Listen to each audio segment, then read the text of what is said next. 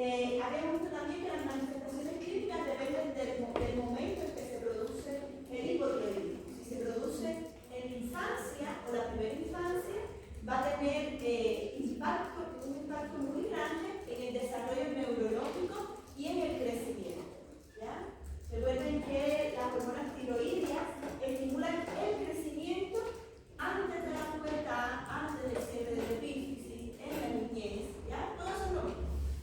Entonces, cuando se presenta en la infancia, la primera infancia se llama tiroidismo y su consecuencia es un severo deterioro del sistema esquelético y del sistema nervioso central, retraso mental grave, baja estatura, trazo facial tosco, médico protuberante en el niño. Ahora, si el hipotiroidismo se da, uno tiene que hacer silencio. Disculpe, pero el murmullo me molesta mucho. Si el hipotiroidismo se da en la adultez, después que la persona pasó en la etapa de crecimiento, ¿ya? Se van a producir síntomas que tienen sobre todo que ver con la disminución del metabolismo basal. ¿Ya? Va a haber fatiga generalizada, apatía, lentitud mental que puede simular depresión. ¿Ya? Básicamente, hay una disminución de la tasa metabólica, hay una ralentización de la actividad física y mental. Todo se enlentece, todo se disminuye. ¿Ya? Hay cansancio generalizado, fatiga, apatía, ralentización del habla y las funciones intelectuales, intolerancia al frío y a menudo sobrepeso. Todo lo contrario a lo que pasa en el hipertiroidismo. ¿Ya? El hipertiroidismo aumenta mucho el metabolismo basal y la persona es más delgada porque aumenta mucho el catabolismo. Además del anabolismo, el catabolismo, todo se acelera. Y además, en el hipertiroidismo se genera calor porque hay una mayor actividad metabólica. Aquí es todo lo contrario. Como disminuye toda la actividad metabólica, la persona tiene intolerancia al frío. No produce nada de calor. ¿Ya? Porque todas las funciones celulares están disminuidas. Va a haber reducción de la actividad simpática, puede producir estreñimiento, descenso de la sudoración. La piel va a estar fría porque no genera calor y pálida, porque recuerden que las hormonas tiroideas aumentan el flujo sanguíneo. Si no hay, va a disminuir el flujo de sangre, por lo tanto la piel se va a ver pálida porque está fluyendo menos sangre por los capilares. ¿Ya? La presión va a estar baja y va a haber bradicardia, es decir, va a disminuir la frecuencia cardíaca. ¿Qué hacían las hormonas? Aumentan la frecuencia cardíaca, aumentan el gasto cardíaco, si no hay hormonas, todo eso se reduce.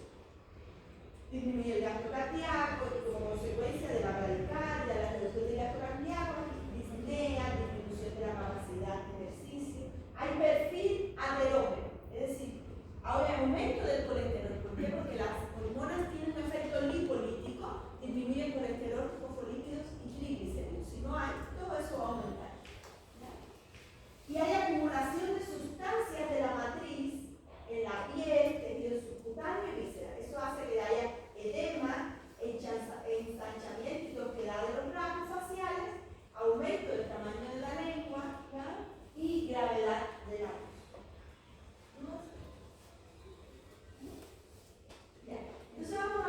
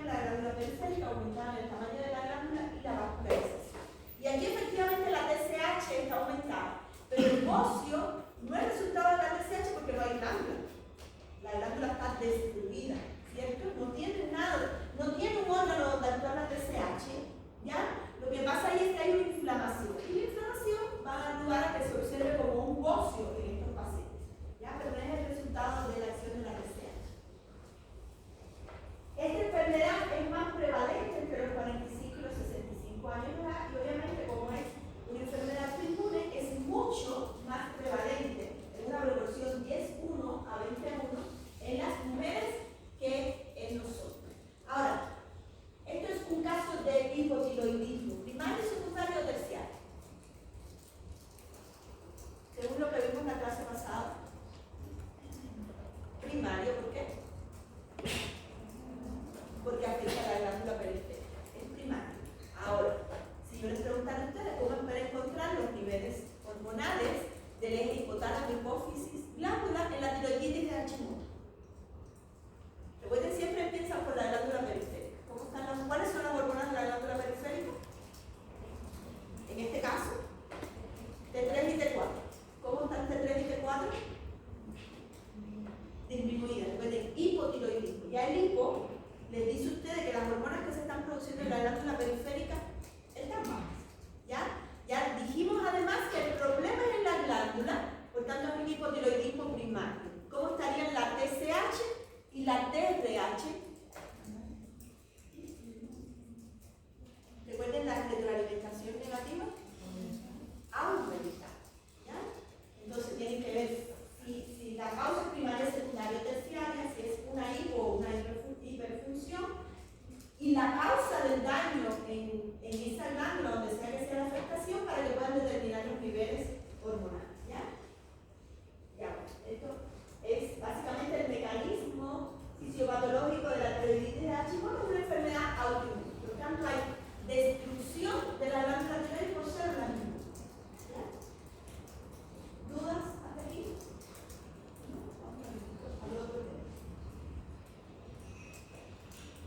Ahora vamos a ver los trastornos de las hormonas de la corteza suprarrenal.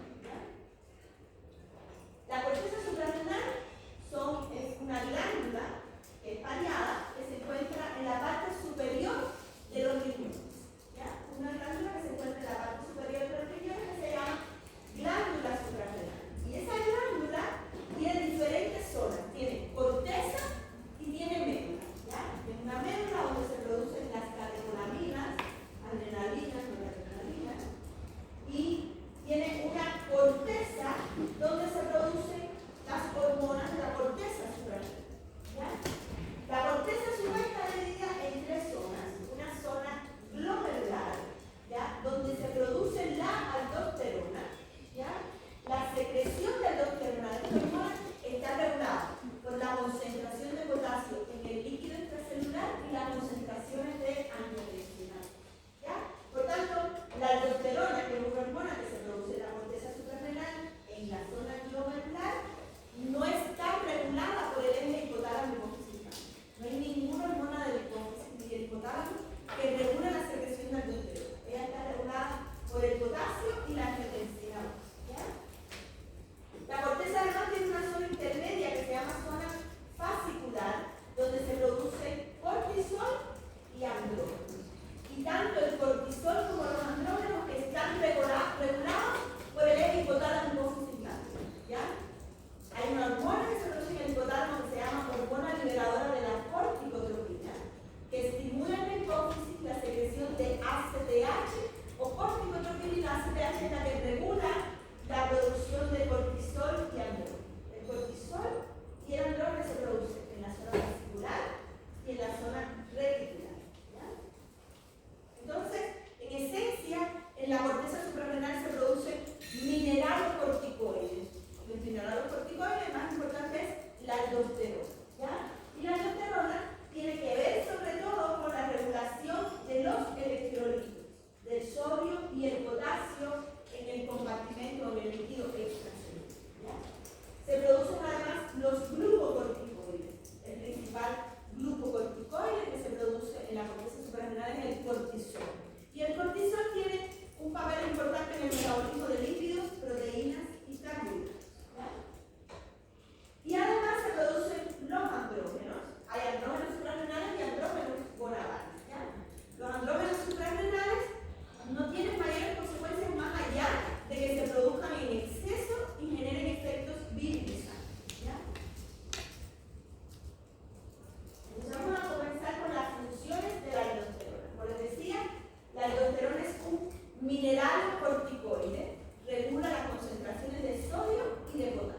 Su función fundamental es favorecer la reabsorción, la reabsorción tubular circular renal de sodio y la secreción de potasio. La aldosterona promueve reabsorción de sodio y excreción de potasio en la orina. Ya se va el potasio en la orina, el sodio entra y se queda en el compartimento extracelular. Ahora, si hay un trastorno de la aldosterona, en la producción de aldosterona, y la aldosterona aumenta mucho, ¿ya? La consecuencia fundamental va a ser un aumento en la presión arterial. ¿Por qué ocurre esto? Si ustedes piensan que la aldosterona reabsorbe sodio y excreta potasio, ¿cierto? Cuando reabsorbe sodio, cuando aumenta la cantidad de sodio en el volumen del líquido extracelular. El líquido extracelular es todo lo que está fuera de la célula, ¿ya? Que circula en el organismo. Si aumenta el sodio es un soluto. Por tanto, cuando entra sodio, entra agua, ¿cierto? Como hay más agua por la cantidad de sodio que hay, va a aumentar el volumen del líquido extracelular. ¿Ya? Si aumenta el volumen del líquido extracelular, aumenta el volumen de sangre, porque hay más líquido en la sangre, aumenta el volumen de sangre, aumenta el gasto cardíaco y la presión arterial. ¿Ya? Entonces, también se dice que cuando aumenta la aldosterona, ahí uno puede detectar ese incremento, no es lo mismo concentración que cantidad. ¿Saben la diferencia entre concentración y cantidad? Cantidad es un peso, hay 10 gramos de sodio. El soluto solamente, eso es una cantidad, se da en gramos, una masa, ¿cierto? Y la concentración es masa por volumen. Esa cantidad de soluto es un volumen determinado, ¿cierto? Entonces, ¿qué pasa con el sodio? Va a entrar más sodio, ¿ya? Va a aumentar la cantidad de sodio, pero la concentración de sodio no va a variar mucho. ¿Por qué creen que sea? A ver si lo piensan así de esa manera, que cantidad no es lo mismo que concentración.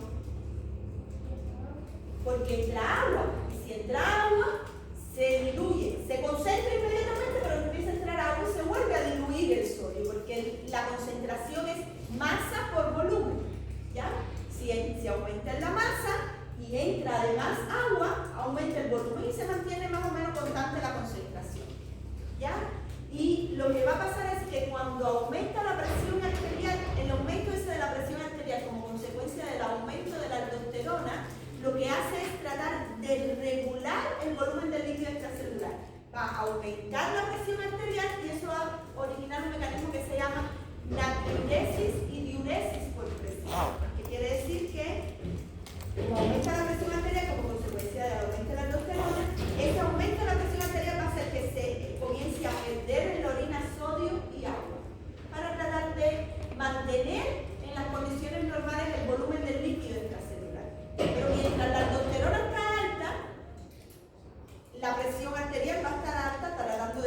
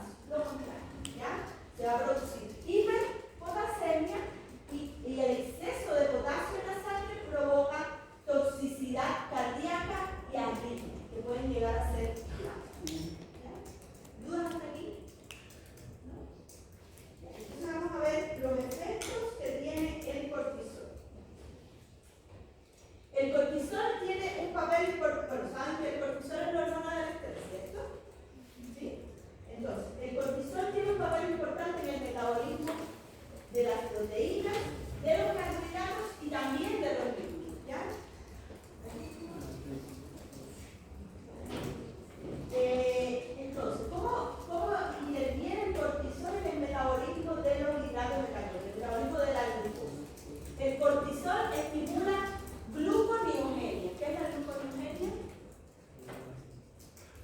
¿Qué es la gluconeogenia? ¿Grupo?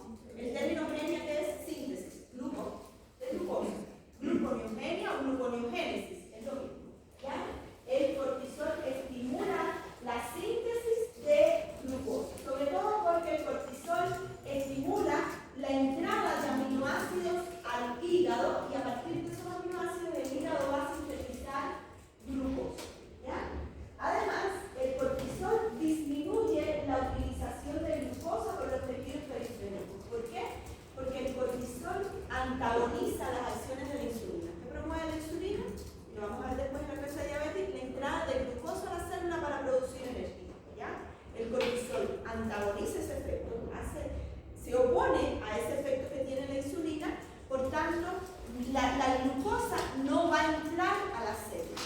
¿Ya? Entonces, si nosotros tenemos un exceso de cortisol y la glucosa, se está sintetizando más glucosa por el hígado como resultado de la estimulación del cortisol, de la gluconeogénesis o gluconeogenia, y además esa glucosa que se está sintetizando no entra a los tejidos.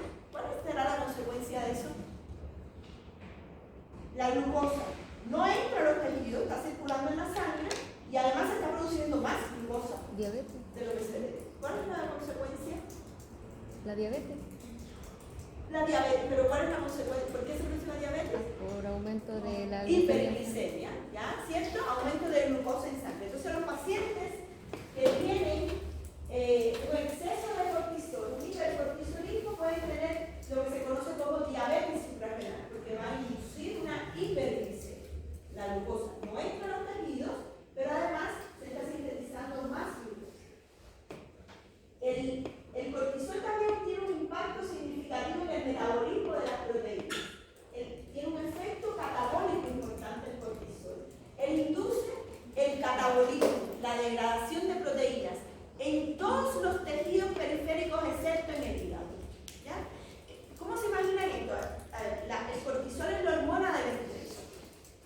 Entonces, ante un estrés puede ser cualquier cosa. Puede ser que tengas que correr porque viene un león detrás de ti, o puede ser que te tengas que entrar a una cirugía o un traumatismo porque tienes un accidente. ¿Ya? Todo eso es un estrés. Y cuando hay un estrés, se eleva el cortisol. Y todas estas funciones que tiene el cortisol, ¿para qué es? Para preservar, es decir, se olvida de los órganos que no son tan importantes como el músculo y preserva funciones vitales como el corazón, el cerebro, ¿ya? Esa sería la función fisiológica. Obviamente, si tienes un exceso de cortisol, ya sea porque estés constantemente estresado o porque tengas una patología, esa acción que tiene el cortisol sobre el metabolismo de los carbohidratos y de los lípidos te va a hacer un daño, porque tú no estás enfrentándote a un estrés real, a una cirugía real, no te estás enfrentando a un león, ¿ya? Entonces, puede generar daño. Tiene un impacto fisiológico cuando de verdad tenemos que enfrentar un estrés. Pero si no estamos enfrentando un estrés real, tiene un impacto fisiológico, un impacto patológico importante en nuestra vida, ¿ya? Entonces, el cortisol lo que hace es reducir todas las proteínas celulares. Promueve la degradación, sobre todo de las proteínas del músculo, ¿ya? En todo el organismo, excepto en el hígado, porque en el hígado se producen proteínas importantes para mantener funciones biológicas vitales. Por tanto, en el hígado aumenta la síntesis de proteínas y en todos los demás órganos aumenta el catabolismo proteico. ¿Ya? Por eso es que aumentan las proteínas del hígado y las proteínas del plasma que fueron sintetizadas en el hígado. ¿Ya? También cuando hay cortisol hay un aumento de los aminoácidos sanguíneos. Porque ¿de dónde vienen esos aminoácidos, usted cree? ¿De dónde deben venir esos aminoácidos que aumentan en la sangre? ¿Qué pasa cuando hay catabolismo proteico? ¿Qué pasa cuando se degrada una proteína? ¿Por qué elementos está constituida una proteína? Por aminoácidos. La proteína está formada por aminoácidos. Y si yo degrado una proteína, voy a obtener aminoácidos, ¿cierto?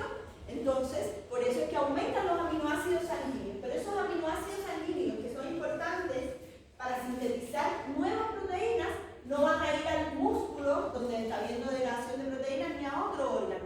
Van a ir al hígado para que el hígado produzca proteínas y glucosa.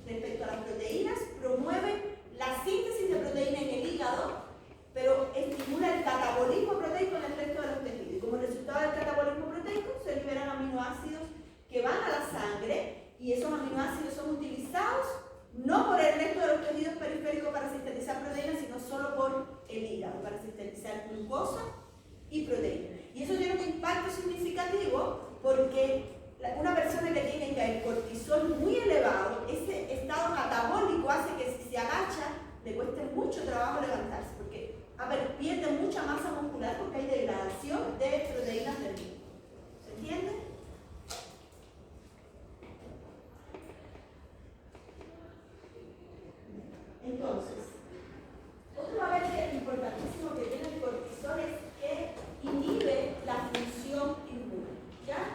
El cortisol, de hecho, es un glucocorticoide y los glucocorticoides son antiinflamatorios. Y no sé si recuerdan que la inflamación es el primer paso de la respuesta inmune. ¿Ya? Pero no solo disminuye esa inmunidad innata, esa inflamación, también respecto a la inmunidad innata va a reducir la permeabilidad de los capilares y la migración de los leucocitos a la zona inflamada, ¿ya? Pero también inhibe la proliferación de linfocitos T, que son importantes para la respuesta inmune adaptativa, ¿ya? Y además bloquea casi todos los factores que promueven inflamación, o si hay una inflamación ya instaurada, elimina la inflamación, ¿ya? ¿Y eso qué consecuencia tiene? Que una persona que tenga hipercortisolismo, una persona que esté estresada en exceso, ¿ya? Puede ser hipercortisolismo por una patología o que la persona esté constantemente bajo estrés, está constantemente produciendo cortisol y disminuyendo su función inmune. Y si está disminuida la función inmune de una persona, ¿qué pasa? ¿Qué aumenta? Si no tenemos sistema inmune y llega un patógeno, ¿qué va a pasar? Somos más susceptibles a enfermarnos por los patógenos, incluso las células del sistema inmune son importantes para defendernos del cáncer. Si tenemos un grado de estrés exacerbado y de manera constante y tenemos nuestra función inmune disminuida, no solo somos más susceptibles a las enfermedades, a los patógenos, sino también a enfermedades como el cáncer, ¿ya? Otro efecto importante que tiene el cortisol es en el metabolismo de los lípidos, ¿ya? El cortisol promueve un tipo de obesidad que es característico de las personas que tienen hipercortisol, se le conoce como cuello de búfalo, es decir, hay un almacenamiento de grasa en esta parte del cuello y cara de luna llena. Hay un almacenamiento de grasa en la cara, además genera obesidad abdominal, ¿ya? Y es porque el cortisol moviliza ácidos grasos del tejido adiposo, aumenta la oxidación de ácidos grasos, pero en estos tejidos son más lipolíticos y acumulan la grasa más fácil de lo que la alimenta. Entonces hay una acumulación característica de grasa en la cara, en la espalda, en el abdomen, ¿ya? Que es característica del hipercortisolismo. ¿Dudas hasta aquí? ¿No? Entonces, ¿cuáles son las enfermedades asociadas a la corteza suprarrenal? Como todas las enfermedades endocrinas están asociadas a una hiperfunción o una hipofunción, ¿ya? Nosotros vamos a comenzar, alcanzamos, con el hipercortisolismo. El hipercortisolismo, la palabra hiper, ¿qué significa? Hipercortisolismo. Exceso de cortisol. Y hay un síndrome que es característica del hipercortisolismo, que es el síndrome de Cushing. No sé si alguien lo conoce, ¿ya? Las causas del síndrome de Cushing son diversas. Hay causas exógenas y causas endógenas. Una causa exógena es la administración, el consumo exógeno de glucocorticoides, y es la causa más frecuente, ¿ya? El cortisol, hay personas que tienen enfermedades autoinmunes, ¿ya? O van a someterse a un tratamiento que tienen que tomar corticoides para disminuir su respuesta inmune, ¿ya? Sobre todo las enfermedades autoinmunes. Y el uso excesivo de esos corticoides puede hacer que se produzca el síndrome de Cushing, se produzca el hipercortisolismo, ¿ya? Esa es la causa más frecuente, ¿ya? El síndrome de Cushing diatrógeno. Diatrógeno es que se debe a un tratamiento para otras enfermedades. Un tratamiento con glucocorticoides puede generar síndrome de Cushing diatrógeno, ¿ya?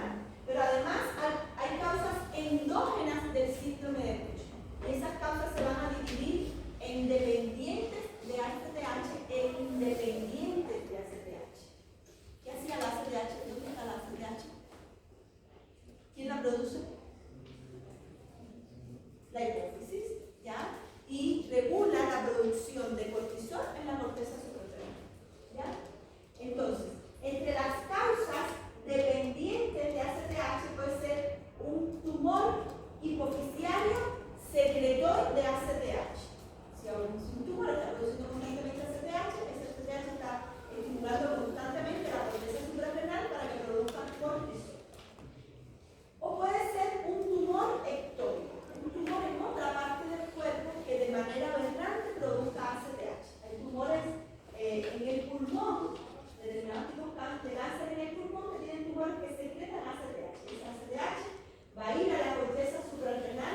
va a producir cortisol. ¿Ya? Si yo les digo a ustedes, ¿cómo esperaría encontrar los niveles del eje hipotálamo hipófisis glándula? En la corteza suprarrenal, en el síndrome de Cushing, el eje estaría cortisol, ACTH, CRH. ¿Ya? ¿Cómo esperaría encontrar los niveles hormonales en un síndrome de Cushing dependiente de ACTH producido por un tumor hipofisiario secretor de ACTH? O solo, no, ya, puede ser un tumor hipofisiario, puede ser incluso un tumor ectópico. Un síndrome de Cushing dependiente de ACTH. ¿Cómo esperaría encontrar los niveles hormonales? Tienes que practicar eso porque eso es pregunta si o si te sentamos.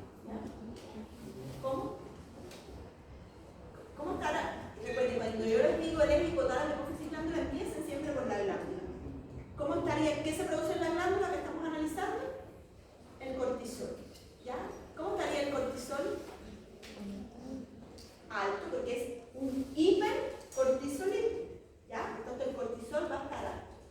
¿Cómo estaría? Es un síndrome de Cushing, recuerden, dependiente de ACTH.